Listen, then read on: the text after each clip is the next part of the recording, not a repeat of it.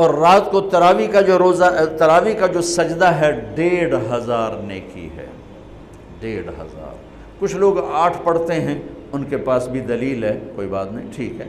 ہم 20 پڑھتے ہیں تو ہمارے پاس بھی صحابہ کی دلیل ہے، ٹھیک ہے۔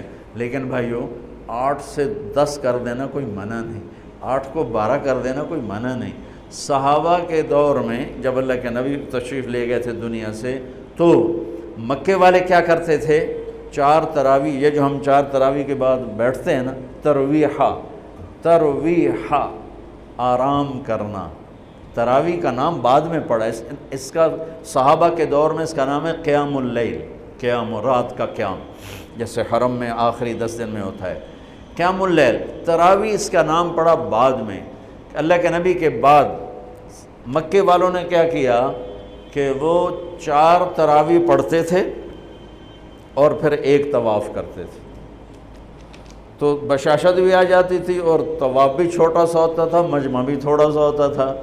80s میں گیا تو تھوڑا سا مجمع ہوتا تھا، 5-7 منٹ میں طواف ہو جاتا تھا، تو طواف کرتے پھر 4 تراویح پڑھتے، پھر طواف کرتے پھر 4 تراویح پڑھتے، تو اس طرح کرتے کرتے کرتے کرتے ان کی سحری کا وقت ہو جاتا، جا کے سحری کھاتے، فجر پڑھتے، اشراق پڑھ کے پھر آرام کرتے۔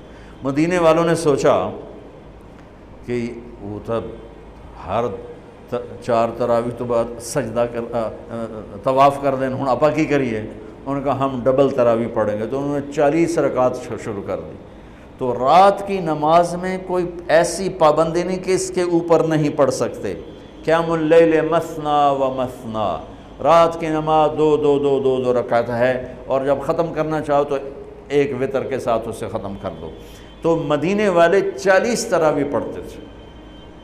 شیخ عطیہ سالم رحمۃ اللہ علیہ مدینہ کے بہت بڑی ہستی تھے، اور ان کا مسجد نبوی کے اندر درس ہوتا تھا، اور مجھے ان سے فائدہ اٹھانے کا موقع ملا کہ میں جب حج پہ جاتا تھا پہلے تو 1 مہینہ تقریباً مدینے میں قیام ہوتا تھا، تو روز میں ان کے درس میں جا کے بیٹھتا تھا۔ جب کہیں میرا کوئی بیان طے نہ ہوتا تھا تو وہ علم کا ایک بہتا ہوا دریا تھے، اللہ ان کے درجے بلند فرمائے، اور بہت عجب خزانے ان سے ملے جھولی بھرنے کے لیے۔ انہوں نے کتاب لکھی ہے صلاۃ التراویح، تراویح کی نماز۔ کس بات پہ لکھی ہے؟ فرمانے لگے کہ میں دیکھتا ہوں 8 تراویح پڑھنے کے بعد بہت سے لوگ پیچھے جا کے بیٹھ جاتے ہیں، اور یہ نادان لوگ ہیں جو 8 تراویح پڑھ کے اور پیچھے جا کے بیٹھ جاتے ہیں۔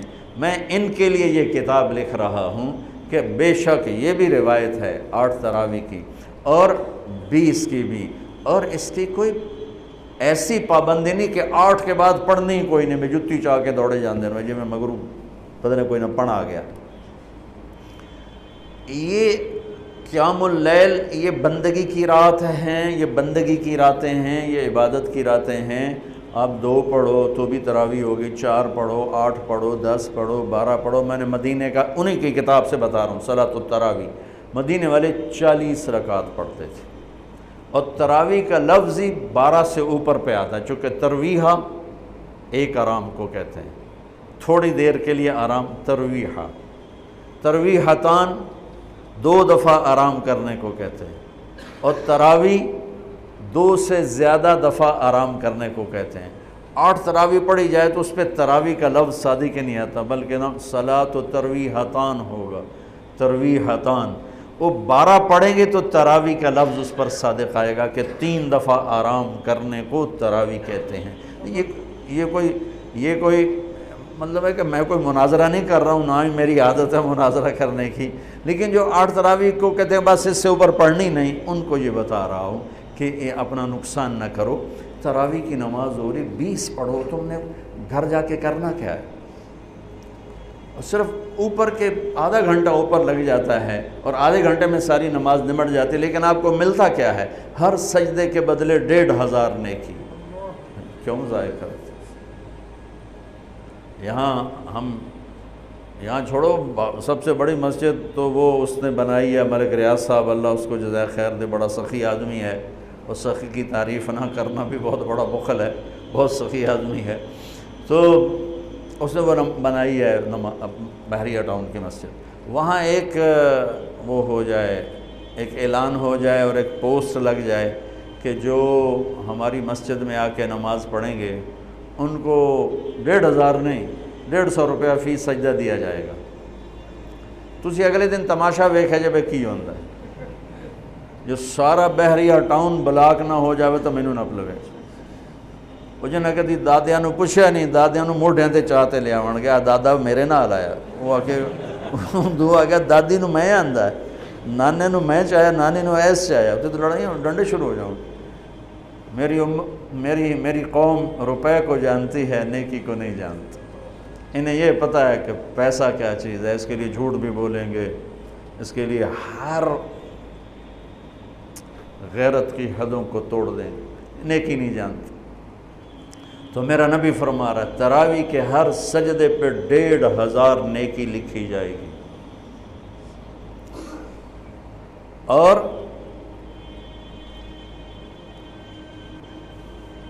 تراویح کے ہر سجدے پر جنت میں ایک گھر ملے گا جس کے 60,000 سونے چاندی کے دروازے ہوں گے. جس گھر دے 60,000 بو ہوں وہ تو فیصلہ آباد تو ہی وڈا ہوئے گا. اور ہر تراویح کے سجدے کے بدلے میں